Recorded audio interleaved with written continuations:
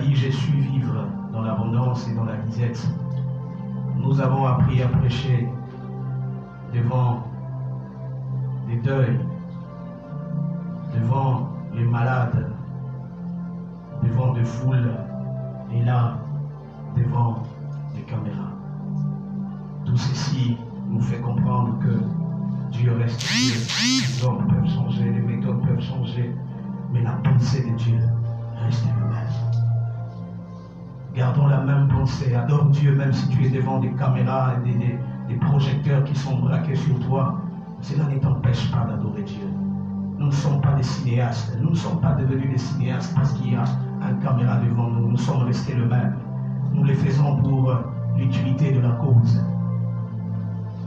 Vu qu'il est important que les autres ne puissent pas être avec nous pour préserver leur santé, voilà pourquoi nous devrions être le même, mais transmettre la même onction. Même si nous sommes devant les malades, même onction. Vous êtes devant une personne mourante, même onction. Vous êtes devant les mamans de marché, même onction. Vous êtes sur les rues, même onction. Et devant les caméras, la même onction. C'est ce qu'on appelle la maturité spirituelle. Et dis à ton voisin, apprends à grandir. Dis-le très bien en les regardant dans les yeux, apprends à grandir. Il n'y a que les malades qui ne grandissent pas. Il n'y a que les malades qui ne grandissent pas, mais tu n'es pas un malade. Tu es appelé à grandir. Regarde-les encore dans le visage et dis-lui, apprends à grandir. Surtout dans les choses de Dieu. Grandis. Nous lisons rapidement pour gagner du temps. Il nous reste quelques 30 minutes avant d'achever ce temps. Ensuite, Élie dit à Akab, allez, va. Allez, je suis dans la version Samuel. Allez, va manger et boire, car j'entends les grondements qui annoncent l'averse ou qui annoncent la pluie. Akab allant manger et boire, tandis qu'Élie montait vers le sommet du montagne Carmel, où il se prosterna jusqu'à terre, visage contre les genoux. Il dit à son jeune serviteur, monte plus haut et regarde du côté de la mer. Souligne, il dit à son serviteur, monte plus haut et regarde du côté de la mer. La version que j'ai ici dit, celui-ci monta et scruta l'horizon et revint dire, je ne vois rien. Élie l'envoya 7 fois pour scruter l'horizon. Et la 7e fois, verset 44, le serviteur annonça, souligne le serviteur annonça, je vois venir un petit nuage qui s'élève de la mer. Il n'est pas plus grand que la main d'un homme. Alors Élie lui ordonna, va dire à Akab, dépêche-toi, attelle ton char et de rentrer chez toi, sinon la pluie te bloquera. Pourquoi il doit rentrer chez lui? Pour manger et boire. N'oubliez pas. Déjà, de tous côtés, le ciel s'obscurcit. D'épais nuages poussés par un vent, des tempêtes. Les nuages n'étaient pas là. Il y avait qu'un petit nuage, mais un vent a poussé les nuages. Soudain, une pluie torrentielle s'est mise à tomber. Akab monta sur son char et partit pour Jezreel. Amen. 2 prototypes, un critère. 2 prototypes, un critère. Voilà le thème de ce matin. 2 prototypes, un critère. 2 prototypes, un critère. Quand on parle du prototype, on parle de sortes. 2 sortes, un seul critère. 2 types de personnes, 2 types de destinées, un seul critère à choisir.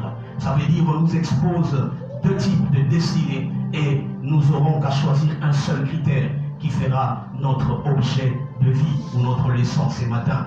Et ça veut dire que nous aurons finalement 2 prototypes et nous tirerons de ces 2 prototypes un seul critère. Ça veut dire un seul prototype qui sera notre critère de base comme leçon dans la vie et pour cette destinée.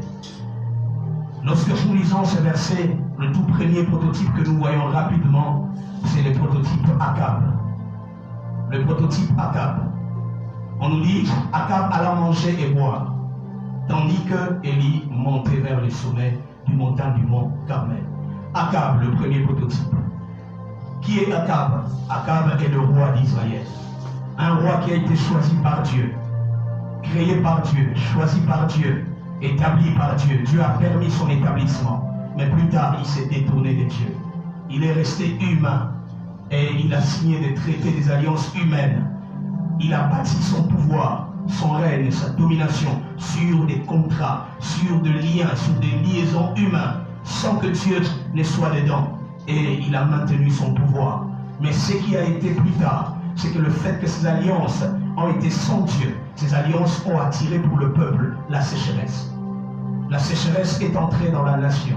La sécheresse est entrée dans les vies, tout simplement parce que la royauté n'a pas été établie par la sélection de Dieu, mais par les consensus des hommes.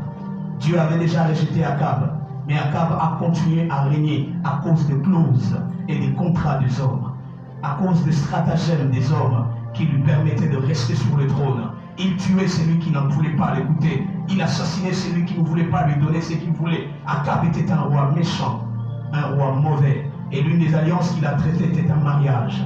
Le mariage qu'il a traité avec cette femme qu'on appelait Jézabel, la mauvaise, la pire, la sorcière, la méchante, l'occulte, la dominatrice et finalement la destructive. La destructive. Celle qui a détruit la destinée d'Akab, celle qui a bouleversé la vie d'Akab et qui a détruit la vie de toute une nation. Je n'entrerai pas dans les détails, mais les hommes savent me comprendre ce que je veux dire. Ceux qui ont l'œil et l'intelligence de temps comprennent ce que je suis en train de dire à l'instant. Que veut dire Akab? Akab représente un homme politique, un homme scientifique, un homme d'affaires, un homme intelligent, un homme de science, un homme tout court. Akab représente les types des hommes qui deviennent des politiciens, de rois, qui deviennent des scientifiques, qui deviennent des affairés, qui deviennent de bons professionnels, qui deviennent des hommes professionnellement experts dans leur domaine, scientifiquement mieux établis dans leur domaine. Mais ces hommes ont du mal à monter. La Bible dit, pour ces hommes-là, Akab, on dit Akab va manger et boire. Akab alla manger et boire. Ces types des hommes, tout ce qu'ils cherchent, c'est pour deux choses, manger et boire. Tout ce qu'il y a tout autour du manger et du boire. Tout ce qui entoure ces deux éléments-là. Ne vous posez pas trop de questions. S'habiller, on ne peut pas s'habiller si on n'a pas bien mangé. On ne peut pas s'habiller si on n'a pas bien bu.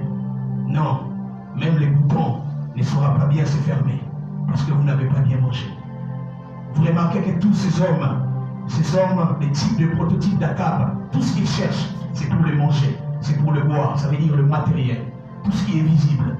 Ils bâtissent leur vie sur des choses qui sont palpables, sur des choses qu'ils vont acquérir des hommes, sur des choses physiques. Akab, c'est le prototype des hommes qui se battent matin, midi et soir pour posséder le matériel. Posséder le matériel. Ils mettent leur vie sur le matériel. Ils peuvent tuer quelqu'un à cause du matériel, à cause du pouvoir, à cause du règne, à cause de la domination, à cause du respect, à cause de tout ce qui entoure le manger et le boire. Tout ce qui vient avec, tous les périphériques qui viennent avec le manger et le boire.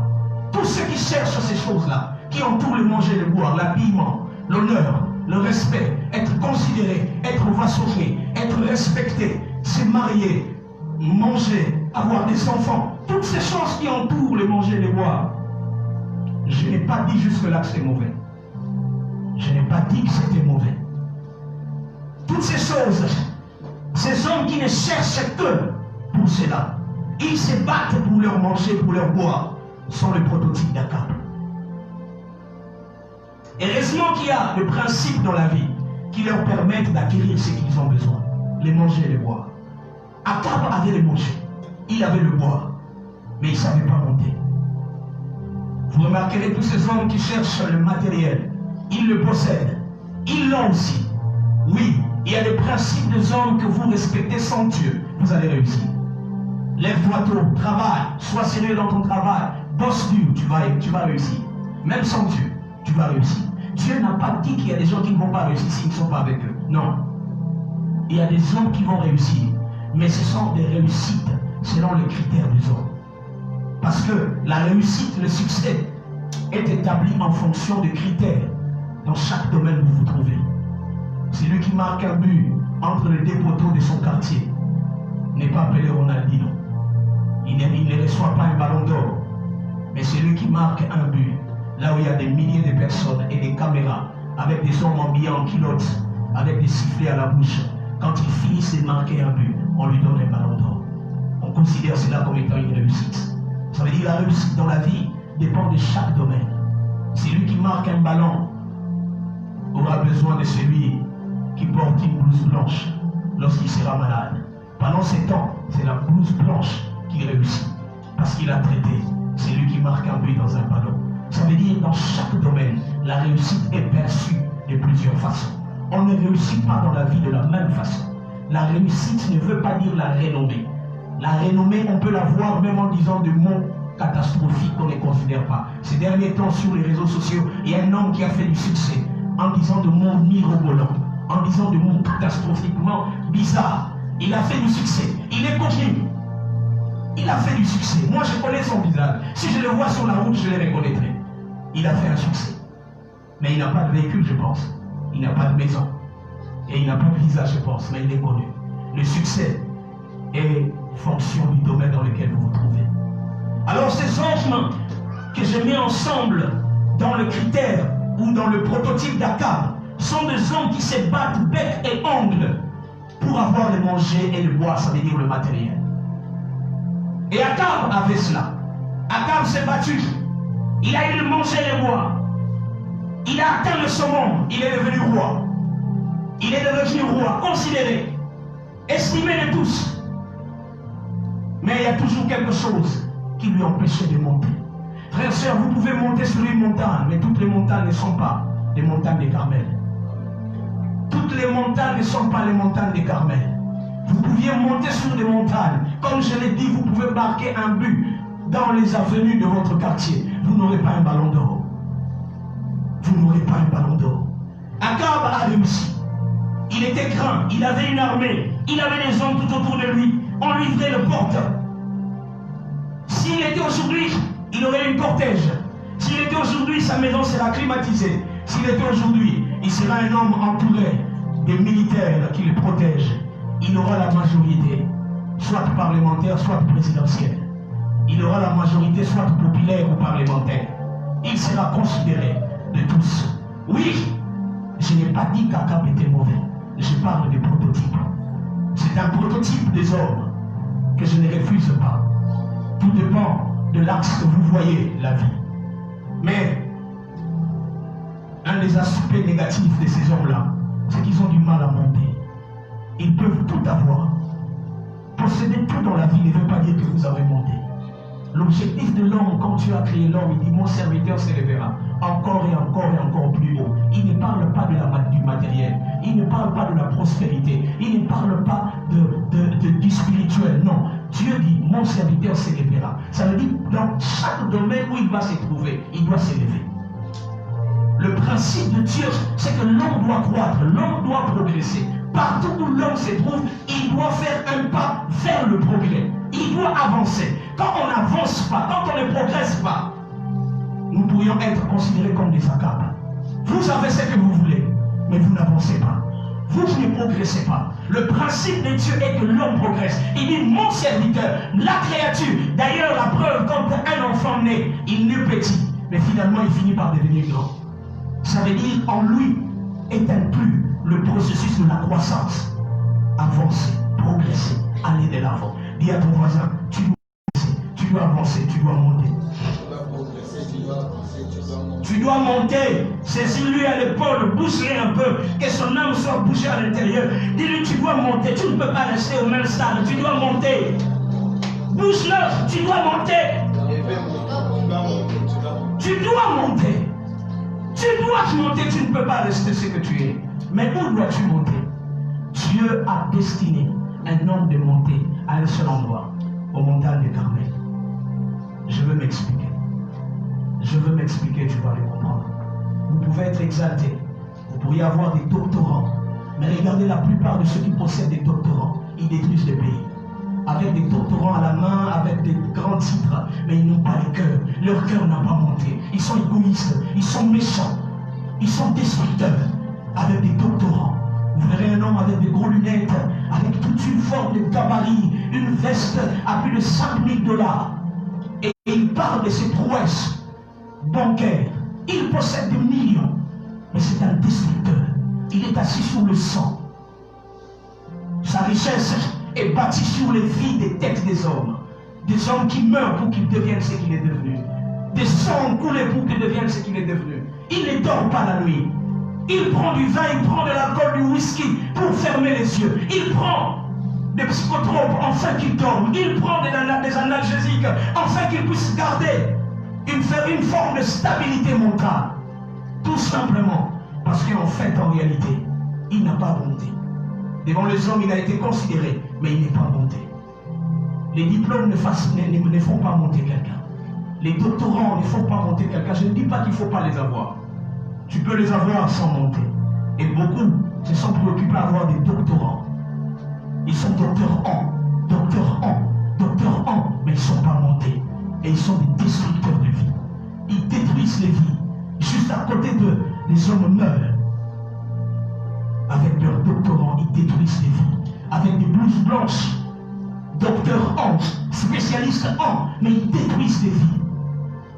Ils détruisent les vies par des vérités méchantes, mensongères, des cabales de choses faites à l'échelle mondiale, où les anges sont détruits, les vies humaines sont détruites, à l'échelle planétaire, avec des hommes que l'on considère qu'on a donné des prix Nobel.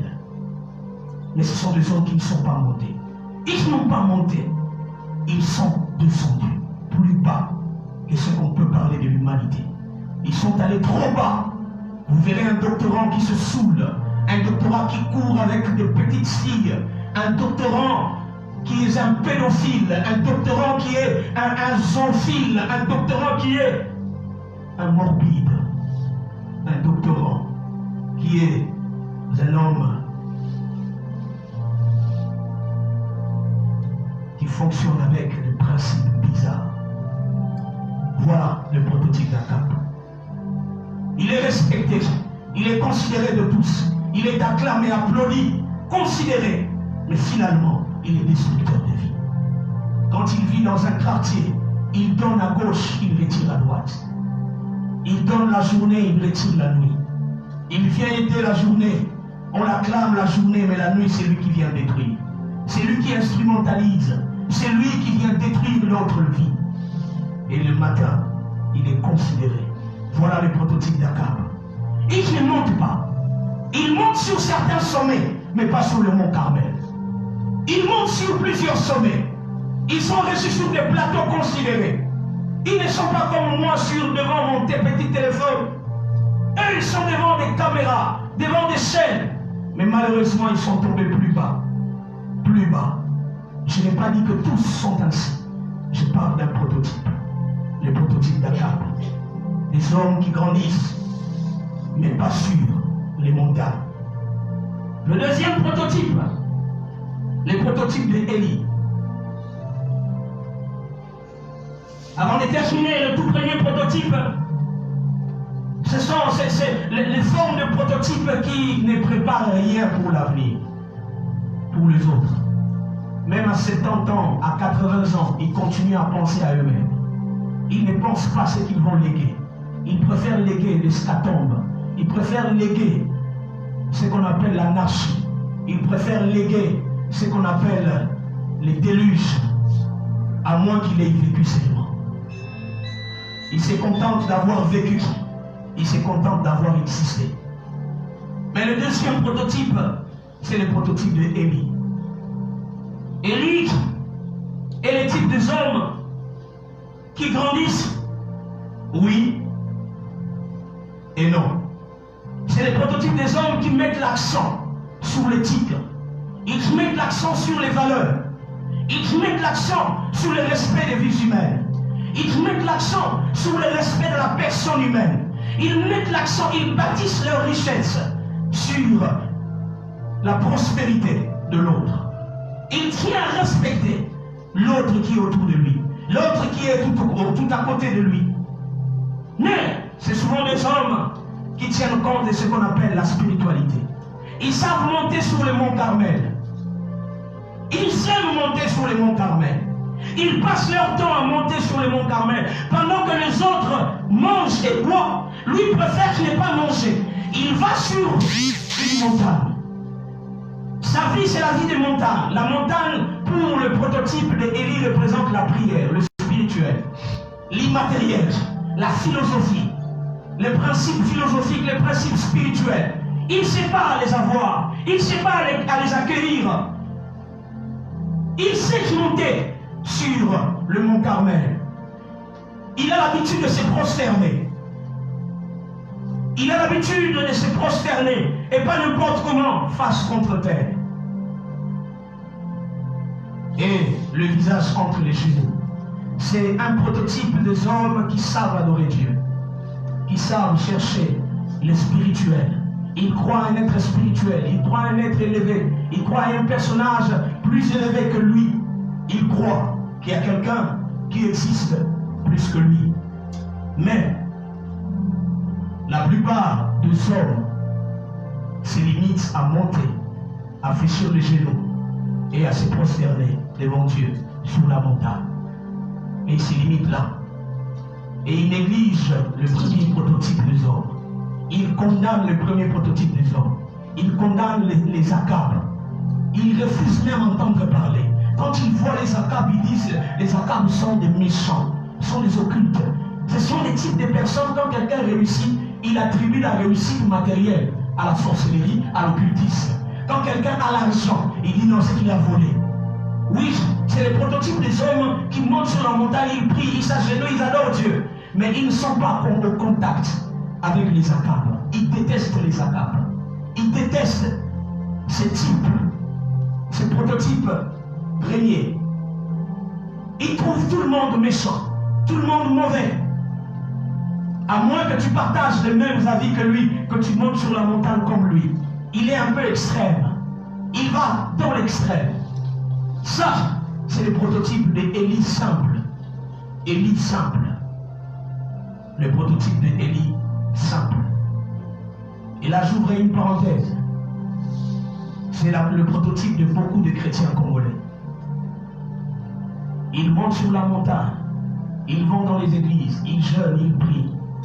Mais ils détestent juste celui qui est à côté, qui a réussi, qui est un musicien, entre guillemets, musicien mondain qu'ils appellent, entre guillemets, un politicien, entre guillemets, un grand médecin, des hommes connus. Ils les détestent. Ils les voient de loin, ils trouvent que ce sont des hommes ce sont des sensus. Ils ont réussi par de mauvaises procédures. Et ils se limitent là. Ils ne sont pas en contact avec eux. Ils ne les considèrent pas. Ils ne trouvent même pas l'occasion de s'approcher d'eux. Ils préfèrent même mettre une barrière très claire et nette. Dès qu'ils vous voient avec ce type de personnes, automatiquement il dit, vous n'êtes plus en Dieu. Vous n'êtes plus dans le Seigneur. Vous vous êtes éloigné de Dieu.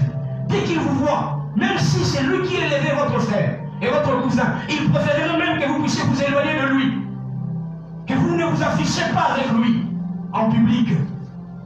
Parce qu'entre guillemets, il est Akab. Voilà ce type de hommes. Et voilà ce genre de personnes qui ont rendu l'église du Congo pauvre. L'église du Congo, une église morose, une église macabre, une église de la pauvreté. Une église qui n'a pas su concilier le prototype Akab et le prototype Élie 1, que j'appelle Élie 1. L'église aujourd'hui est remplie des hommes qui prient, qui cherchent Dieu, qui adorent Dieu, mais qui négligent le principe de la science. Qui négligent le principe qui régisse les Akab. Mais remarquez, Élie, il est monté sur la montagne, sur le mont Carmel. Il a fléchi les genoux, mais il ne s'est pas limité là. C'est le troisième prototype, ou le critère que nous allons tirer de ces deux prototypes.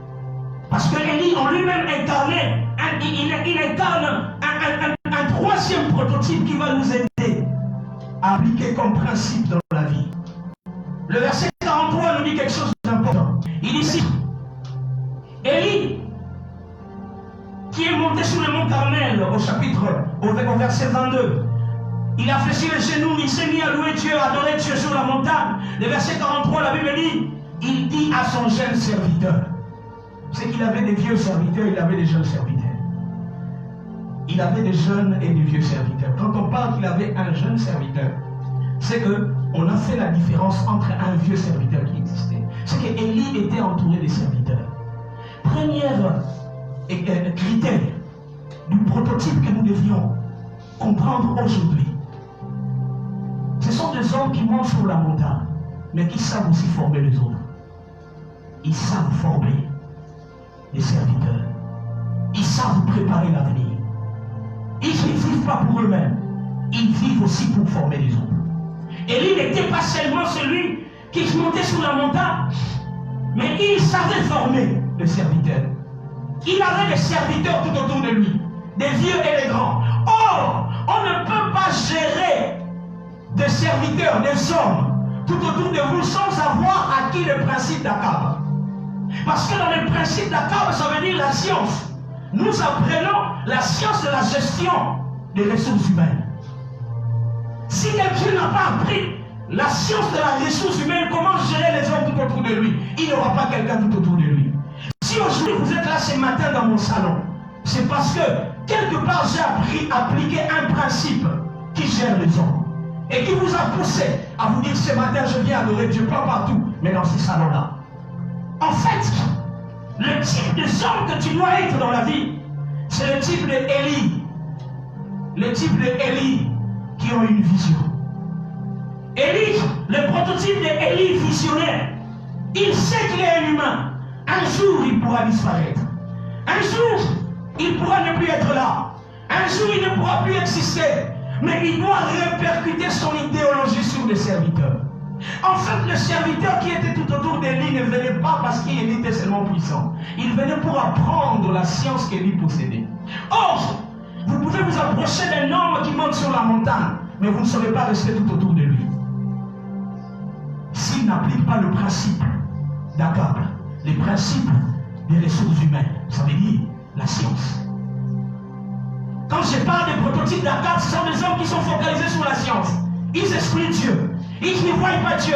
Ils ne considèrent pas Dieu. Ils pensent réussir sans Dieu. Comme je l'ai dit au début, Akab s'est assis sur sa royauté et il a exclu Dieu. Il y a des hommes de science qui ne croient pas que Dieu existe et qui croient que Dieu est une invention des hommes, une forme de pensée humaine, une forme de philosophie. Mais les prototypes de Élie visionnaires, ce sont des hommes, ils savent qu'Akab existe, ils connaissent la loi d'Akab, mais ils savent aussi qu'il y a un Dieu supérieur qu'on adore sur la montagne des Carmel. Élie, si jusqu'aujourd'hui on parle de lui, c'est parce qu'il avait un serviteur à ses côtés.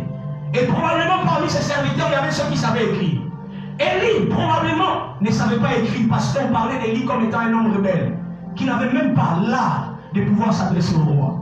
Voilà pourquoi il avait des problèmes avec sa politique. Je parle du deuxième prototype. Il était en inimitié avec la politique du pays, en inimitié avec les autorités du pays. Il était pourchassé, poursuivi pour être arrêté. Pourquoi? Parce qu'il était un homme qui avait horreur des hommes élevés. Mais le deuxième Élie, après le torrent, c'était un autre Élie. Après le torrent, c'était un autre Élie. Un Élie qui a commencé à avoir des disciples. Comprenez très bien. Pendant qu'Élie a fui Akab, lorsqu'il a déclaré que la pluie ne va plus tomber, lorsqu'il traversait tous ces endroits, le torrent de Kérit, il est allé se cacher. Il était nourri par les corbeaux. Il était seul. Il n'avait pas de disciples. Il n'avait pas de serviteurs. Il cherchait à réussir seul, à avancer seul. Le Dieu qu'il servait était son Dieu. Il pouvait dire, il ne tombera pas de pluie si ce n'est à ma parole.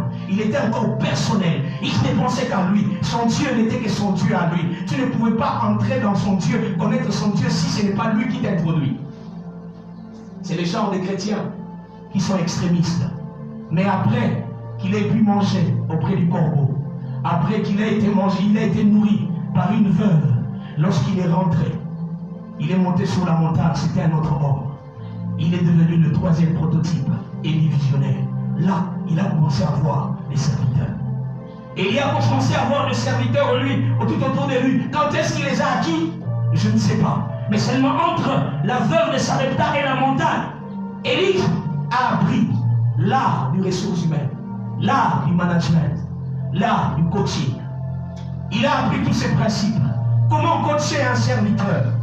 Remarquez, on dit, il dit à son jeune serviteur, il savait comment parler à ses serviteurs. Il a appris l'art de communiquer. L'art de communiquer aux autres. Il dit à son serviteur, l'art de communiquer aux autres. Qu'est-ce qu'il dit à son serviteur? Écoutez, dans la version Samuel, il dit à son serviteur, monte plus haut. Est-ce que quelqu'un comprend là où je veux arriver? Il dit à son serviteur, monte plus haut.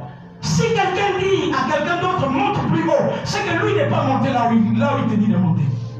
C'est qu'Élie était un homme dans sa façon de faire pour cet instant. Il préparait son serviteur à monter plus haut que lui. Il pouvait être là à booster son serviteur à voir plus loin que lui. Lui connaît les principes pour monter, mais il ne monte pas. Il forme les serviteurs et il pousse les serviteurs à monter. Lui sait le faire, mais il dit je ne veux pas le faire. Je veux former les serviteurs qui vont le faire. Il dit aux serviteurs, monte plus haut. Élie, pourquoi toi-même tu ne montes pas? Élie sait comprendre qu'il y a un moment dans la vie où il faut se focaliser à une seule chose, à un seul domaine, à une seule activité. Ne pas mélanger les activités, sinon votre énergie, vous allez les disperser et vous n'allez pas laisser des marques et vous allez disparaître et vous allez perdre la vie avant le temps. Avant le temps. Il y a un moment, il y a un âge dans la vie où on commence à comprendre qu'on ne peut pas tout faire. On doit s'associer, s'entourer des hommes qui peuvent faire le reste. Et moi, je reste dans ce que je fais. Les autres font autre chose. Et les élites visionnaires sont ceux qui sont capables d'avoir des serviteurs, mais qui disent à leurs serviteurs de monter plus haut. Monte plus haut. Moi, je n'ai plus envie de monter. Là où je suis, je veux laisser des traces. Ce sont des gens qui comprennent que là où je suis, je n'ai plus besoin de monter vers les hauteurs, mais j'ai besoin de m'agrandir. Parce que à un niveau de la vie, on ne cherche plus à monter plus haut sans être lourd. Si vous montez plus haut sans être lourd, le vent va vous balayer. À un certain niveau de la vie, vous devriez comprendre qu'il faut chercher à être lourd. Avoir plusieurs racines qui s'étendent. Heureusement que les racines ne montent pas vers le haut, descendent vers le bas, mais d'autres racines qui tiennent l'arbre. Ce ne sont pas ceux qui descendent vers le bas, ce sont ceux qui descendent latéralement.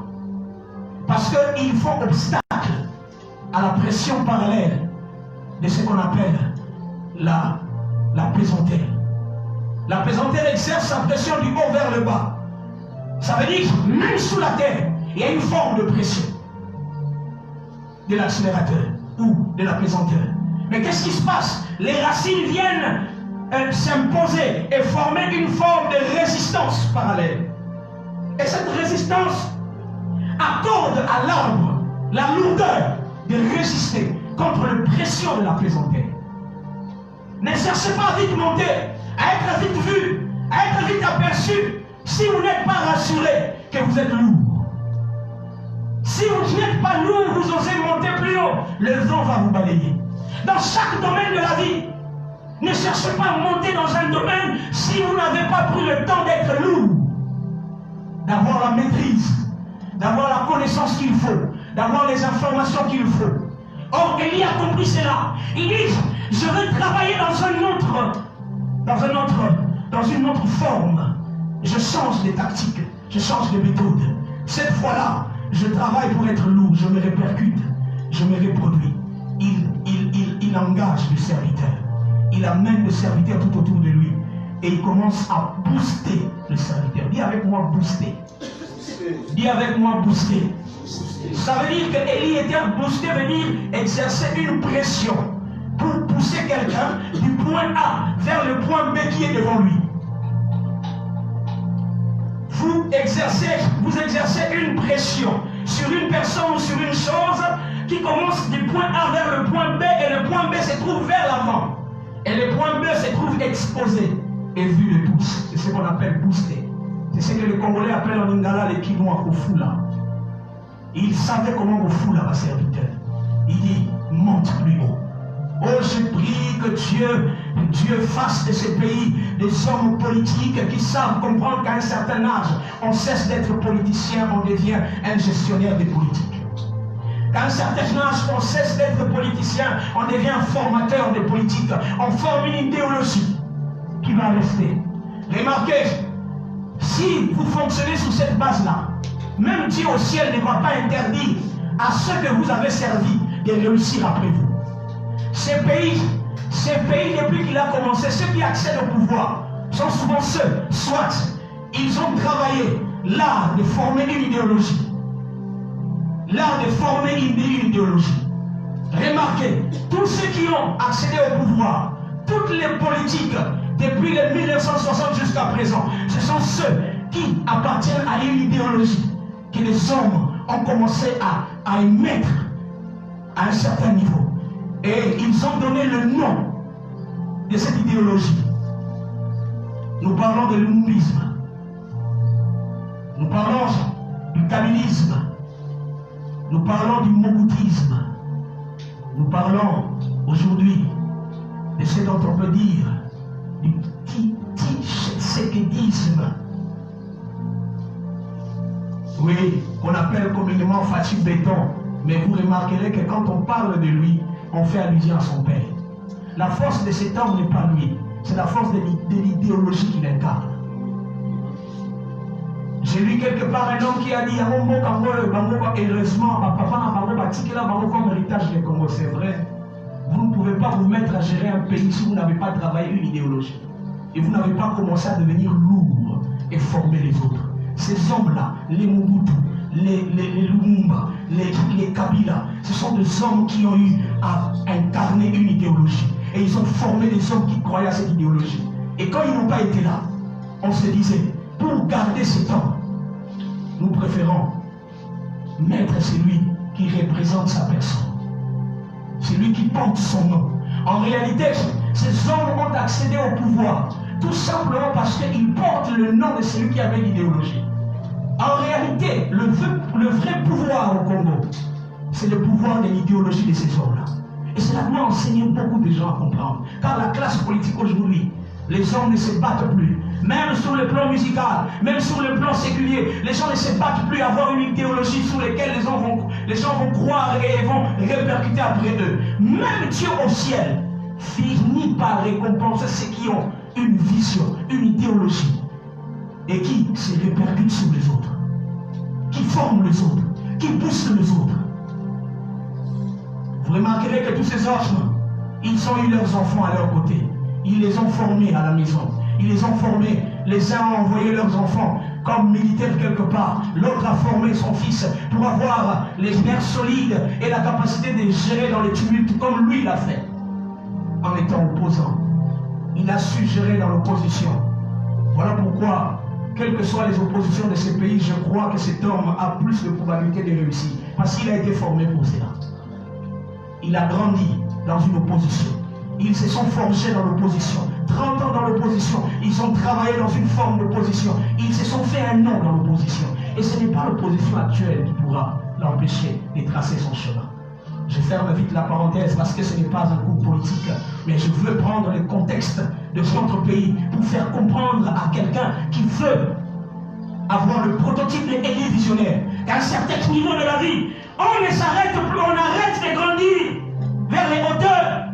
On grandit vers l'horizontale. On se reproduit. Ça veut dire à gauche, vous avez des gens. Vous avez un David qui est à gauche, vous avez un David à droite, vous avez un David devant. Et vous poussez les autres. Et David a monté. Élie, il dit à son serviteur, monte. La version sommaire m'a vraiment fait du bien. Il dit à son serviteur, monte plus haut. Et regarde du côté de la mer. Celui-ci monta et scruta l'horizon. Scruter l'horizon, ça veut dire voir plus loin. Et analyser ce que vous voyez de loin. Et tirer une conclusion.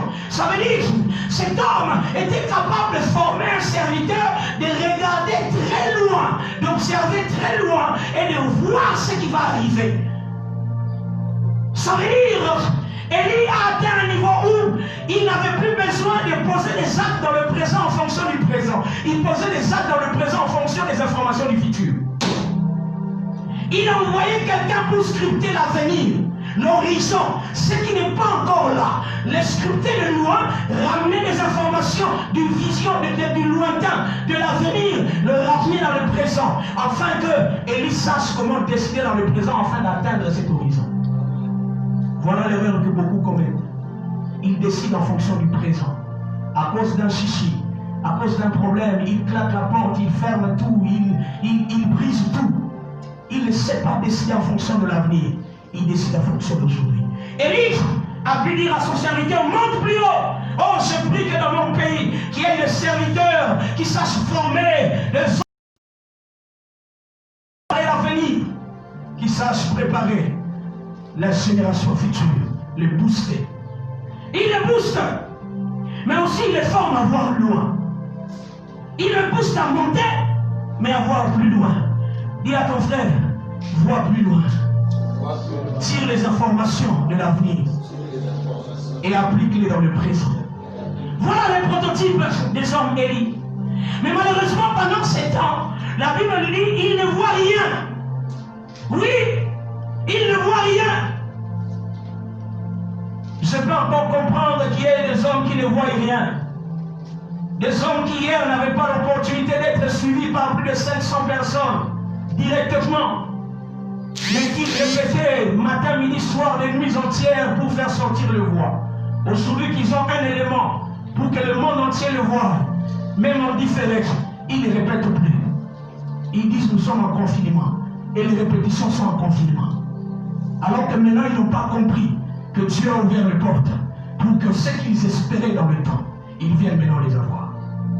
Je comprends que beaucoup ne savent pas voir quand est-ce que l'avenir leur ouvre les yeux, quand est-ce que l'avenir leur tend la main, quand est-ce qu'on leur booste. Le problème, c'est la vision. La Bible dit qu'ils ne voient rien. Problème de serviteurs jeunes aujourd'hui, beaucoup ne savent pas voir. Ou même quand ils voient, ils ne voient rien. Parce que leur perception est détruite. Ils voient en fonction des critères qu'ils ont acquis des hommes. Mais qui ne sont pas des critères qui leur permettent d'avancer. Qu'est-ce que tu vois? Tu répétais pour chanter devant 200 personnes. Mais maintenant que tu en as plus de 1000 personnes, tu ne répètes plus. Tu chantes, tu te lèves le matin et tu penses que tu es devant un téléphone. Non. Les téléphones représentent 500 personnes, 1000 personnes. Représentent 3 milliards de personnes. Représentent le monde entier qui peut te voir aujourd'hui. Est-ce que tu t'es préparé en conséquence? Quand la Bible dit que vous parlerez aux nations, vous pensez que toutes les nations vont quitter leur nation pour venir dans votre pays. Vous n'allez pas les contenir. Dieu savait qu'il y aura des éléments qui vont représenter les nations.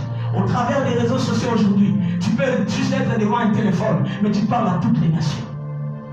Oh, je pensais qu'il y avait des jeunes qui allaient dire Amen. Je comprends votre stupéfaction. Je comprends. Vous comprenez parce que maintenant vous comprenez ce qu'il fallait faire. Le problème des jeunes, c'est qu'ils ne voient rien. Ils sont encore bornés sur l'éducation parentale. La plupart de nos parents ne sont pas allés plus loin qu'acheter une maison et avoir 2, 3, 4 enfants et avoir un travail, ils se sont limités là. Mais la jeunesse d'aujourd'hui est une jeunesse qui aspire aux nations. Car le Dieu que nous avons appris est un Dieu des nations. Le Dieu que nous avons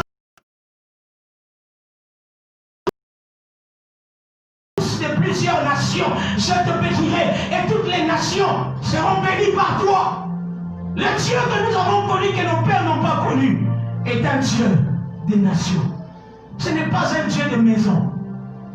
Voilà pourquoi dans nos maisons, les nations sont introduites dans nos maisons. Tu as fait en sorte que les nations s'introduisent dans nos maisons. À partir de nos maisons, de nos salons, on s'adresse aux nations. Et les nations le voient. C'est ça la vision. Et celui qui ne sait pas voir ces réalités va rester comme ce jeune homme. Il regarde mais il ne voit rien. Il observe et il ne voit rien. Il attend que les choses deviennent comme lui il pensait. Le monde ne se limite pas à ta tête. Le monde ne se limite pas à ton cerveau.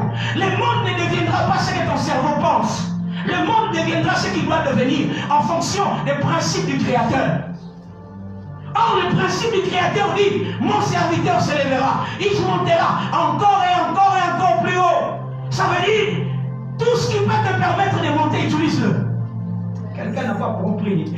Tout ce qui va te permettre de monter même d'un niveau de 2 cm, utilise-le. Beaucoup de gens pensent que quand il faut monter, on va monter directement dans un ascenseur. Puis du 4e niveau, 6e niveau. Non, les montées dans la vie, ce n'est pas l'ascenseur. Les montées dans la vie, c'est comme l'escalier. On monte d'un niveau de 5 cm. Après 5 cm. 5 cm. Après 5 cm. Fais ce que tu connais faire. Fais-le bien. Ça te permettra de monter d'un niveau à un autre niveau. Petit à petit, tu montes. Petit à petit, tu montes. Mais le problème de la plupart de la jeunesse d'aujourd'hui, on le booste, mais ils ne savent pas qu'on est en train de leur booster. Ils pensent qu'on leur fait du mal. On les écrase. Parce que le principe du boostage dans leur tête est fonction de ce qu'ils voient comme résultat sur les autres. Ils voient les autres qui sont à la télé, d'autres qui montent. Ils ne se sont jamais posé la question de savoir comment les autres sont montés.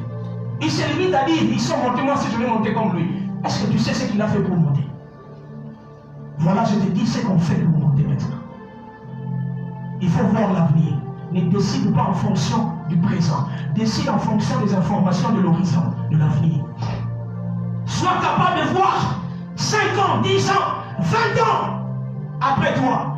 Je ne travaille pas pour maintenant. Je peux accepter de n'avoir que 500 francs dans ma poche, mais avoir une option qui peut bénir des générations entières. Voilà pourquoi il y a des choses qui me maintiennent en vie. Il y a des choses qui me gardent en vie, ce n'est pas l'argent. C'est l'onction que j'ai reçue, les informations du futur, d'un Dieu qui est dans le présent, dans le futur et dans le passé, et qui me donne une onction qui me permet d'impacter l'avenir des hommes. Voilà pourquoi, dis à ton voisin, même si tu ne vois rien, ce n'est pas encore la fin des choses. Et reste cela. Heureusement, les serviteurs qui ne voyaient rien est resté là. Mais il est resté à faire une chose. Élie l'envoya 7 fois pour regarder. Dis à ton voisin, Élie l'envoya. Dis à ton voisin, Élie l'envoya. Je remercie mon Dieu parce que les prédications de ce jour peuvent être revues. Je suis tellement dans la joie maintenant parce que je sais que même celui qui n'a pas écouté cette prédication dans cette salle l'écoutera même 5 ans après. Il les gardera 5 ans après. Parce que ça va exister. Voilà pourquoi mon cœur est dans la joie. Je dis, tu as exaucé ma prière. Je suis déjà en train de voir les nations devant moi. Je suis déjà dans les nations. Tel qu'il me l'a dit, tu parleras devant des milliers de gens. Je le vois déjà derrière mon téléphone. Je vois des milliers de gens qui seront bénis par ce que je déclare. Voilà pourquoi je sens fortement dans mon cœur que c'est le moment de booster. C'est le moment de booster. C'est l'heure du boostage. Dis à ton voisin, c'est l'heure du boostage. Mais on ne booste pas n'importe qui. On booste celui que l'on voit. On ne booste pas n'importe qui. On ne booste que celui qu'on envoie. Élie n'a pas changé de serviteur parce que celui qui ne voyait pas avait quand même accepté d'être envoyé. Ce n'est pas un problème si tu ne vois pas encore. On peut encore te supporter. Mais le problème, accepte qu'on t'envoie seulement. À fur et à mesure qu'on t'envoie et que tu vas, tu reviens, tu vas commencer à comprendre de toi-même. Tu seras piqué à des réalités que tu diras, je comprends pourquoi il me disait de faire ça. Je comprends pourquoi il me disait de faire ça. Donc il me disait de faire ça parce qu'il y avait ça. Le problème dans la vie, c'est de rester là qu'on t'envoie. Envoyer veut dire quoi? Respecter une instruction. Tu es là, on te dit, va, fais ceci, fais ça pour faire ça. Tu ne diras pas, moi je ne crois pas, mais si je fais ça, je vais atteindre ça. Non, toi fais-le d'abord.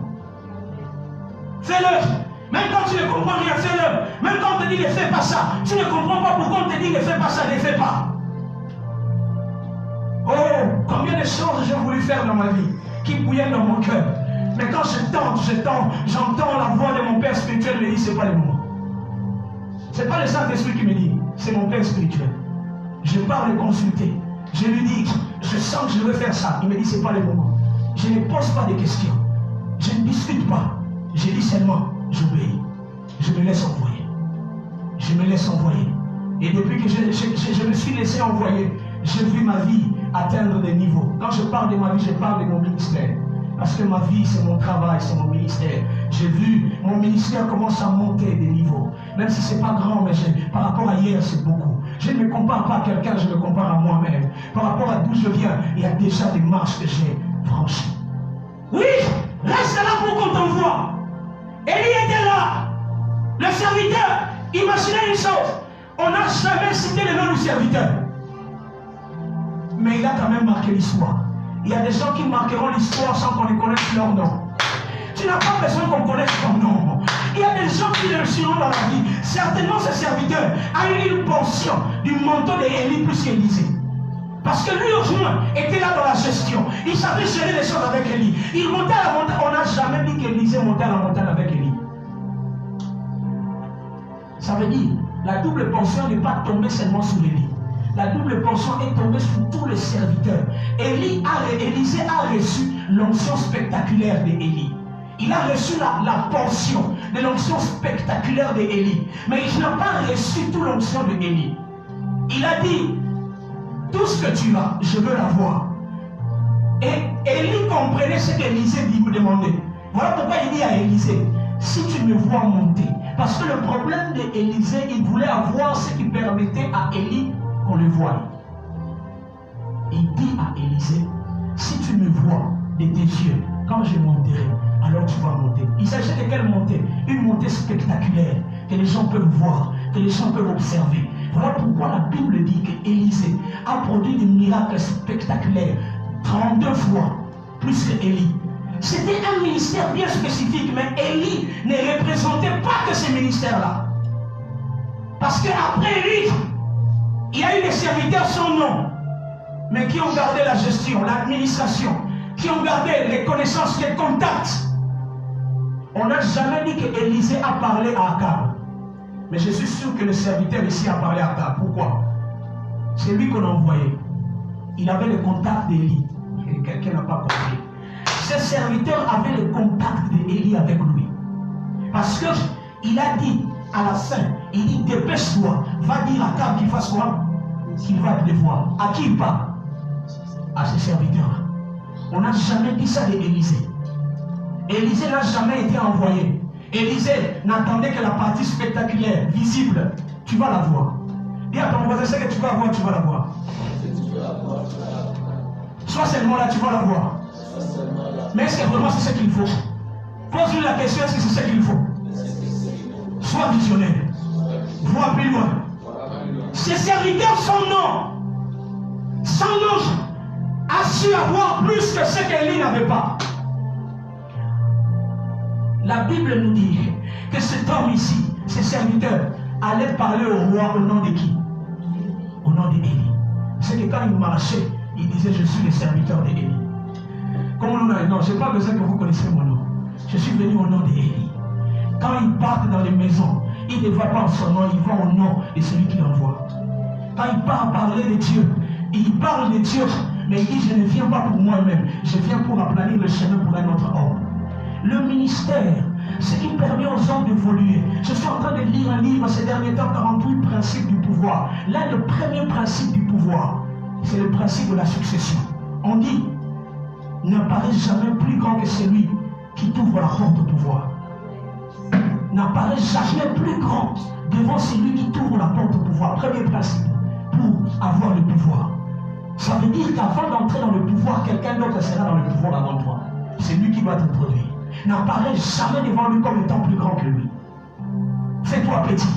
Alors, c'est lui qui va te monter, qui te fera monter sur ses épaules. C'est ce que ce serviteur a fait. Beaucoup de gens voient Élisée comme étant le prototype, la personne qui a reproduit Élie. Mais non. Non. Non. Élisée n'a pas reproduit totalement Élie. Il a reproduit la partie spectaculaire. Mais il y a eu un serviteur qui a refusé qu'on connaisse son nom. Dis à ton voisin, ce n'est pas le moment que mon nom soit connu. Mais c'est mon temps de boostage. C'est mon temps d'être boosté. C'est mon temps d'être boosté. Oh, cette prédication s'adresse plus à mon église. Mais ça s'adresse plus à ceux qui se retrouvent comme serviteurs dans d'autres églises. Parce que c'est le temps de booster les autres, mais c'est le temps de ne pas être connu. Ce n'est pas le moment d'être connu, mais c'est le temps d'être boosté. Ne confondez pas ces deux étapes. Être boosté, on va comprendre, quand on te booste, on comprend ce que tu as en toi, sans connaître ton nom. J'ai vu quelqu'un qui a chanté là. J'ai vu une soeur là qui a chanté. C'est qui cette soeur là? Ah, il était sur la page de la parole d'Issali Kimboala. C'est la parole d'Issali Kimboala qui est connue. Mais toi, on te découvre On connaît la parole d'Israël Kimboal, mais toi on te découvre dans la parole d'Israël Kimboal. C'est le temps de moustache. Oh, que Dieu bénisse Facebook. C'est un instrument spirituel de Dieu. C'est un instrument technologique de la saison. Il vient avec un principe du boostage. Vous déposez quelques miettes d'argent et lui il te booste. Ça veut dire qu'il faut donner quelque chose. Qu'est-ce que tu as donné pour être boosté? Je vais limiter mon message pour aujourd'hui. Nous continuerons la semaine prochaine. Qu'est-ce que tu as donné pour être boosté? Le serviteur d'Élie, il a donné de son temps. Il s'est laissé être envoyé. Il dit, je vais t'envoyer, envoie-moi. Jésus-Christ a connu le sommet du ministère parce qu'un jour il est venu devant son Père, il a dit, mais voici, envoie-moi. Père, mais voici, envoie-moi. Le problème de la génération future, c'est qu'on peut préparer la génération, mais beaucoup ne veulent pas être envoyés. Ils veulent faire des choses pour eux-mêmes. Quand on envoie quelqu'un, quand quelqu'un accepte d'être envoyé, c'est qu'il ne travaille pas pour lui. Il travaille pour celui qui l'envoie. Les étapes dans la vie de la réussite, du prototype de l'homme Élie qui réussit, c'est le type des hommes qui comprennent qu'il y a des étapes dans la vie où on travaille parce qu'on est envoyé. Les églises se divisent à cause de ça. Les ministères qui se créent à gauche, à droite et qui tombent finalement après, qui disparaissent après. Pourquoi? Parce que ce ne sont pas des ministères qui ont été envoyés. Ce sont des ministères qui se sont imposés sans être envoyés. Si tu es envoyé, voilà deux éléments qui vont t'accompagner. Dans le principe grec et romain, envoyé veut dire apostolos. Un envoyé est appelé apostolos. Quand on t'envoie, celui qu'on a envoyé n'allait pas seul. Avant d'être envoyé, il était investi d'une autorité. Il possédait l'autorité de celui qui l'envoie. Il possédait l'autorité de celui qui l'envoie. Avant qu'il ne soit envoyé, il devrait être investi de l'autorité de celui qui l'envoie. Ça veut dire qu'il portait l'anneau de celui qui l'envoie. On lui cédait l'anneau de celui qui l'envoyait. Aujourd'hui, l'anneau peut être représenté comme des responsabilités qu'on vous donne. Les clés qu'on vous donne. Je vois beaucoup de gens qui négligent les clés des portes. On vous donne les clés d'un bureau. Oh, j'ai oublié ma clé. Moi, j'ai toujours comme principe, comme un homme me l'a dit, quand tu oublies les clés d'un bureau, c'est que tu oublies les clés de cette responsabilité-là. Tu ne mérites pas d'être dans ce bureau. Oh, je ne peux pas oublier les clés. Les clés sont un mystère. Je vois des gens qui perdent les clés à tout moment. Même les clés de leur chambre. C'est que cette chambre-là n'est pas à toi. Si tu ne sais pas garder les clés, engage quelqu'un qui te garde les clés. Alléluia. Amen. Alléluia. Amen. Alléluia. Je comprends ton silence. C'est que tu es en train de comprendre. Alléluia. C'est lui qui t'envoie. Avant d'être envoyé, on t'investit toi à l'envoyer d'une autorité. L'autorité qu'on te donne, c'est la même autorité de celui qui t'envoie. La même, on n'enlève rien. On n'enlève rien. Donc c'est comme si quelqu'un qui enlève sa toge. Et sur le plan spirituel, c'est ça. En fait, sur le plan spirituel, qu'est-ce qui se passe? Dieu a bien expliqué ça dans Exode. Il a dit à Moïse, je prendrai l'esprit qui est en toi. Je prendrai l'esprit qui est en toi et je vais le placer sur les autres. Ça veut dire qu'il prend, Dieu crée des, c'est un mystère. Il crée des Moïse. Il tire des Moïse dans Moïse et il prend des Moïse qu'il met dans Moïse. Il fait des Moïse. Donc quand tu parles là, je suis Moïse. En fait, s'il leur était accordé qu'ils se retrouvaient devant des mers, ils allaient faire la même chose que Moïse. Mais seulement Dieu n'avait pas prévu que la mer s'ouvre deux fois. Il avait prévu que le Jourdain s'ouvre deux fois. Voilà pourquoi les sacrificateurs ont mis les pieds dans le Jourdain. Le Jourdain s'est ouvert. Ce n'était pas Moïse qui a ouvert le Jourdain, mais d'autres Moïse qui avaient reçu le même esprit que Moïse. Moïse a utilisé les bâtons. Mais ceux qui ont reçu l'esprit de Moïse n'avaient pas besoin d'utiliser les mêmes méthodes. J'accepte si tu utilises les mêmes méthodes quand je ne suis pas là. Mais quand je suis là, utilise mon bâton. Utilise l'alliance que je te donne. C'est quand Moïse n'est plus là, avec Josué, qu'ils utilisent leurs pieds. Moïse n'a jamais utilisé les pieds. Moïse avait reçu les bâtons. Pendant que Moïse est vivant, il utilisait les bâtons. Quand Moïse est vivant, on n'utilise pas les pieds. On attend quand Moïse n'est plus là, on va utiliser maintenant les pieds. Il y a des gens qui ne savent pas être envoyés. On les envoie, ils ne font pas ce qu'on demande de leur faire. Ils font ce qu'ils pensent être fait. Tu ne peux pas amener les pieds pendant que Moïse a déjà les bâtons. Ça sera une deuxième méthode de plus qui ne sert à rien. Une deuxième méthode de plus qui ne sert à rien. Tant que les bâtons opèrent déjà, tant que les bâtons produisent déjà des effets, tu n'as pas besoin d'utiliser les pieds. Laisse les bâtons être utilisés. Alléluia. Alléluia. Laisse les bâtons être utilisés. Il reçoit l'onction textuellement de Moïse. Ça veut dire qu'il reçoit les méthodes de Moïse. Il reçoit la pensée de Moïse. Il reçoit la vision de Moïse. Il reçoit le courage de Moïse. Il reçoit l'esprit de Moïse. Il reçoit même la voix de Moïse. Et plus loin, il y a des gens qui commencent à se ressembler. Vous les regardez, vous dites ça, ce n'est pas lui. Il commence à ressembler à son maître.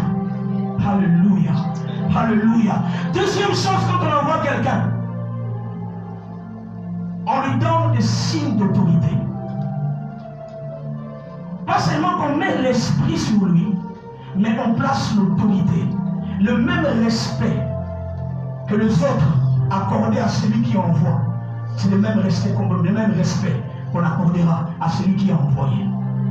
Et cela a été représenté par soit un bâton, soit une lettre d'accréditation. Une lettre d'accréditation, soit un anneau qui avait le nom, un anneau spécial, unique, que les rois possédaient. À chaque fois qu'ils envoyaient des ambassadeurs, ils portaient cet anneau. À chaque fois qu'on voyait cet anneau, on connaissait les anneaux de tous les rois dans ces temps-là. Aujourd'hui, les anneaux représentent les drapeaux. Voilà pourquoi chaque ambassadeur, là où il est sur son véhicule, il a le drapeau de son pays. Il a l'autorisation de mettre le drapeau dans la parcelle où il se trouve parce que ces drapeaux-là lui procurent une certaine autorité. Ce sont les emblèmes d'autorité.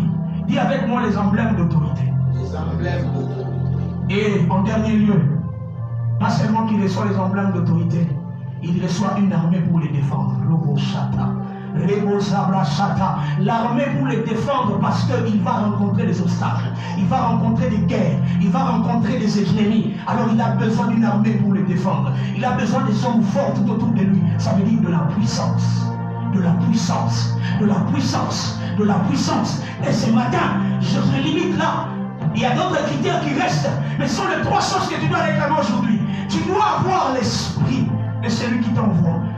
Quand je parle de cela, je ne suis pas en train de parler de Jésus d'abord seulement. Non. Tu as cru en Jésus. Oui, mais Jésus aujourd'hui, Jésus entre dans les vies des hommes. Tu ne peux pas gagner un homme à Christ en laissant sa vie. Tu dois gagner aussi sa vie. Il y a des gens qui gagnent les âmes des gens sans gagner leur vie. Voilà pourquoi la vie attire l'âme. Si quelqu'un est un musicien, ne gagne pas seulement son âme, gagne aussi son talent. Quelqu'un ne comprend pas. Quand tu évangélises un musicien, que Dieu bénisse Mami Louane, il a gagné MG30, mais il a aussi gagné les talents de MG30. Il lui a aidé comment faire les transferts. Parce que le talent ne vient pas du diable, ça vient de Dieu.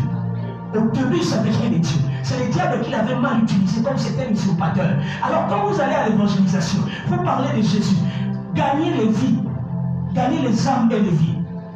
C'est ce qu'on appelle l'évangélisation holistique. Gagne les âmes, mais gagne aussi la vie. Quand tu gagnes un boxeur, tu dois gagner sa force. Voilà pourquoi beaucoup d'églises doivent créer des départements de sécurité pour gagner les hommes forts. Hier, on pensait que c'était mauvais. Oh, je ne cite pas son nom, mais que Dieu bénisse cet homme de Dieu. Que Dieu bénisse cet homme de Dieu. Là où il est, où les hommes qui comprennent, ils comprennent. Cet homme de Dieu a commencé à voir ce genre de personnes tout autour de lui. On l'a vilipendé, on a tout dit de lui. Mais aujourd'hui, dans toutes nos églises, on a des sécurités. On a reproduit les mêmes choses. Il avait compris que quand vous gagnez certaines personnes, vous devrez gagner aussi leur vie. Tu gagnes un judoka, tu lui demandes qu'il soit seulement évangéliste. Non. Les jours que quelqu'un ne va pas accepter Jésus, il va lui donner un moroto. Et il a dit, gagne Jésus. Accepte Jésus. À partir de là, on a dit, non, il ne va pas gagner Jésus, il aura peur. Il aura peur. Parce que, imaginez un judoka qui va évangéliser, mais personne ne reçoit Jésus. Il sera en colère, n'est-ce pas? Et quand la colère va lui monter, il va faire quoi? C'est qu'il connaît faire le mieux. Il prend quelqu'un qui dit moroto. Pas nassé. Et puis il dit à la personne, Yamaïs. Comme a dit un général. Il dit à ces subalternes qu'il reçoit Jésus, sinon c'est la mort.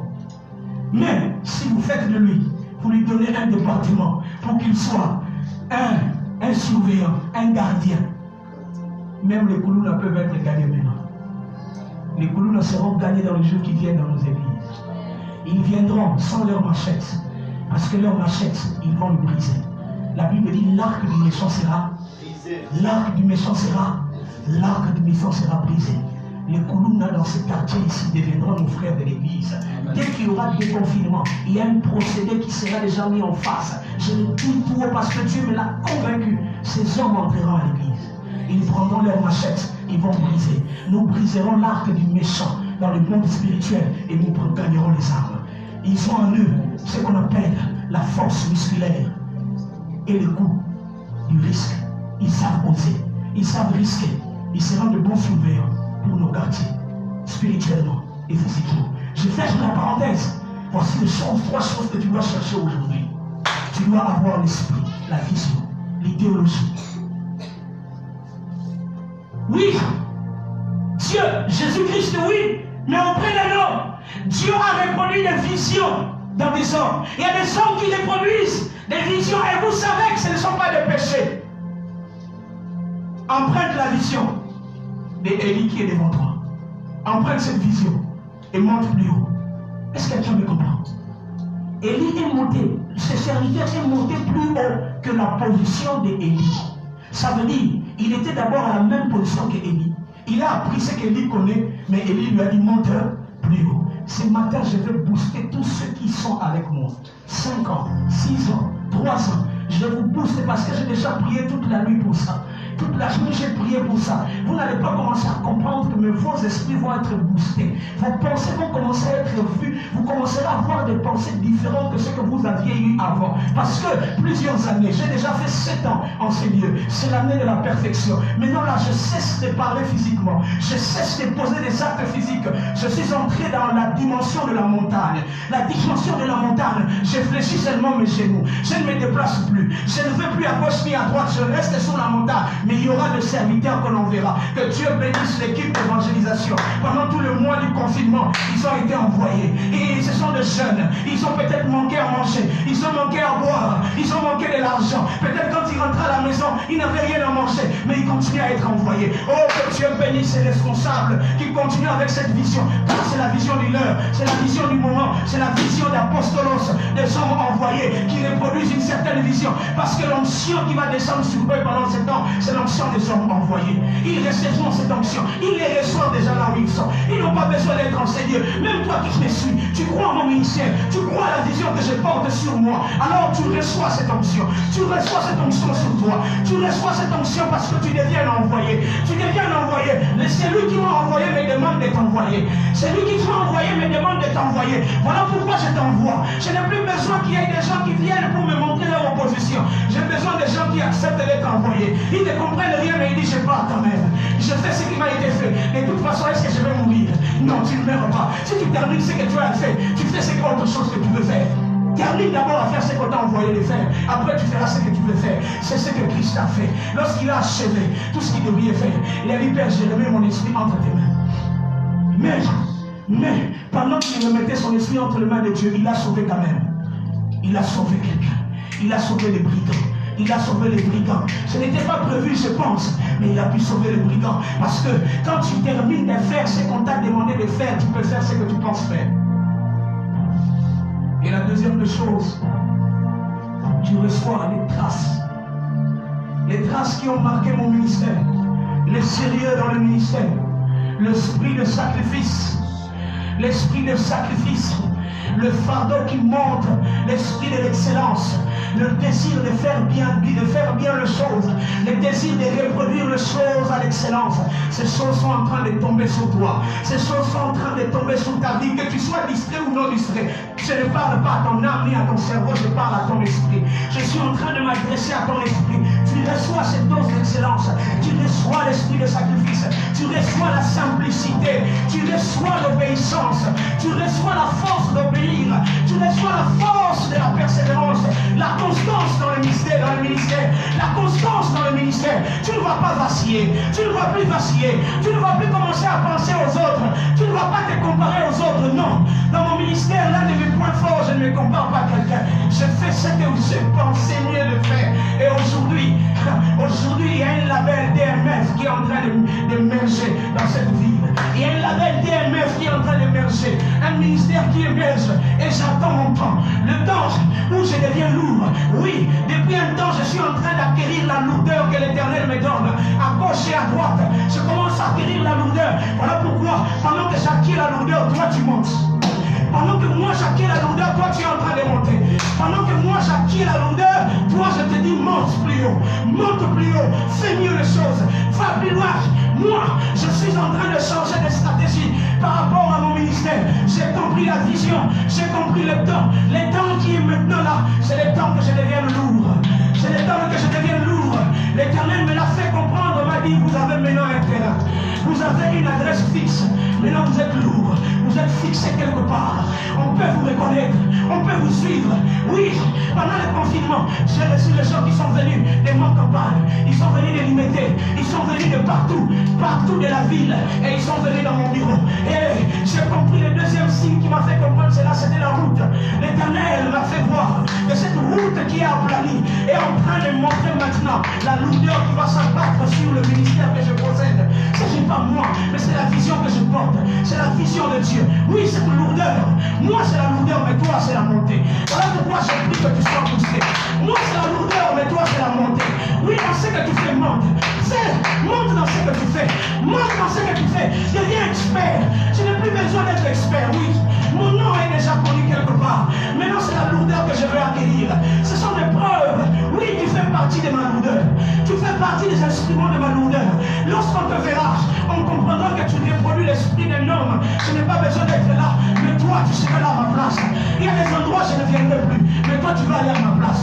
Les gens pensent que quand on les envoie, on les maltraite. Non, on est en train de te donner un pouvoir. Quand on t'envoie, va au nom de celui qui t'envoie. Parle de celui qui t'envoie. Alors tu verras ton influence monter. Tu verras ton influence monter. Car celui qui t'envoie n'a plus besoin d'aller. Celui qui t'envoie n'a plus besoin d'aller. C'est toi qui vas aller. Et quand tu pars avec l'onction.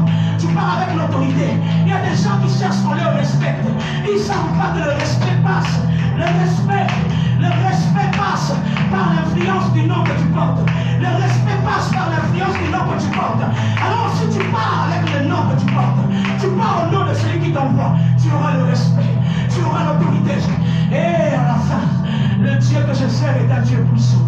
L'option que je possède ici à Kingwana, il y a eu des miracles qui ont été opérés au début de mon ministère. Dieu m'a dit que ces miracles vont se reproduire à une autre dimension. Il y a des serviteurs qui vont être au moins d'une dimension de miracles dans ces quartiers. Non par moi, parce que je l'ai fait à un certain moment. Les miracles continuent à se faire, mais des miracles spectaculaires. La dimension du ministère spectaculaire que j'ai possédé au début dans ces quartiers, je n'ai plus besoin de ça. Car la lourdeur est maintenant ma préoccupation. La lourdeur est maintenant ma préoccupation. Mais ce ministère, cette dimension du spectaculaire est léguée à ce dont on envoie. Est léguée à ce dont on envoie. Voilà pourquoi je prie que celui qui s'ouvre ce message, qu'il les relaye, qu'il puisse relayer ce message à tous les serviteurs, à tous les fils, surtout aux jeunes, car dans les derniers temps, je remplirai de mon esprit sous toute chair. Vos fils et vos filles prophétiseront. Ce message est plus adressé aux jeunes serviteurs. Mon Dieu, mon Dieu, mon Dieu. La version parle des jeunes serviteurs. Ce message n'est pas adressé aux vieux serviteurs. Il est adressé aux jeunes serviteurs. Vous n'avez pas encore d'avenir. Vous n'avez pas encore d'influence. Utilisez le nom de celui qui vous envoie. Vous aurez de l'influence. Utilisez le nom de celui qui vous envoie. Vous aurez l'influence. Utilisez le nom de celui qui vous envoie. Vous aurez l'influence.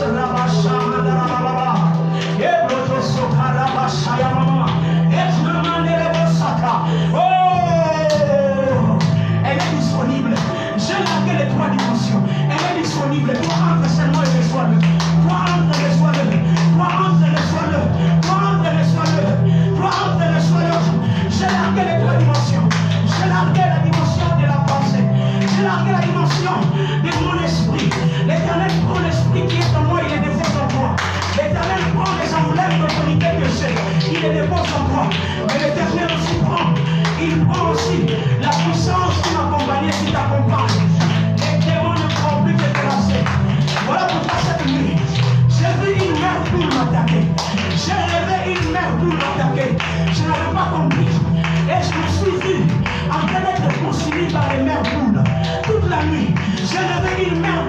des gros griffes qui me poursuivaient. J'ai compris. La mère poule est venue enfanter dans ma maison. Il est venu me donner un message spirituel. Il n'a pas compris qu'il soit une poule spirituelle ou une poule normale. Mais moi j'ai tiré un message. C'est l'heure de booster. Oui, la poule, à un moment de sa vie, il prend les œufs qui sortent de lui. Il arrive s'assied sur les œufs pendant 21 jours. Pendant 21 jours, nous allons entrer en prière. Le mois qui va commencer dans une semaine, nous entrerons dans 21 jours. Dans 21 jours de prière. Et tous les jeunes de Kingoa, ceux qui croient au ministère, nous entrerons en prière. Je vais m'asseoir. Je vais m'asseoir. L'Éternel va faire ce qu'il fait avec les œufs, avec une mère poule. La mère poule m'a poursuivi toute la nuit. C'est maintenant que je presse que j'ai compris le message. Il veut me transmettre la dimension qui doit se passer maintenant. La transmission. La mère poule transmet sa chaleur. Il transmet les ADN qui est en lui. Mais il les transmet par quoi? Par la chaleur. La chaleur est invisible. La chaleur est invisible. La poule n'ouvre pas les œufs. La poule n'ouvre pas les œufs. Il s'assied seulement sur les œufs. Toi l'œuf, toi reste seulement entre la poule. Reste seulement là où la poule s'assied. Reste là où la poule s'assied. Seulement sa chaleur va te communiquer ce que tu as besoin. Je suis là. En moi, il y a des maisons qui vont sortir et qui seront transmises sur certains. Il y a des mariages qui sortiront de moi, qui seront transmis de certains. Parce que la poule est une créature de Dieu. Il a reçu des dons venant de Dieu. Il a reçu l'onction venant de Dieu. Et bien il les transmet à un certain moment par l'œuf qu'il a pondu.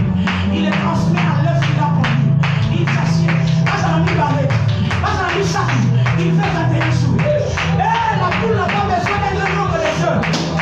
La poule n'a pas besoin d'un grand nombre de œufs. Pas j'arrive à aller à offrande à 21 jours.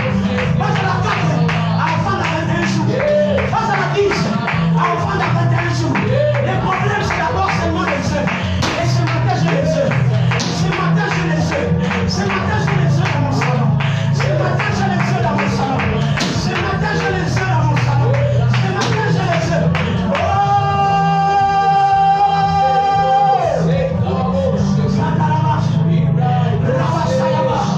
Il y a un transfert qui s'opère. Il y a un transfert qui s'opère. Il y a un transfert qui se produit. Obrato Sobaya Basata. Yasna mama. Sundarezata.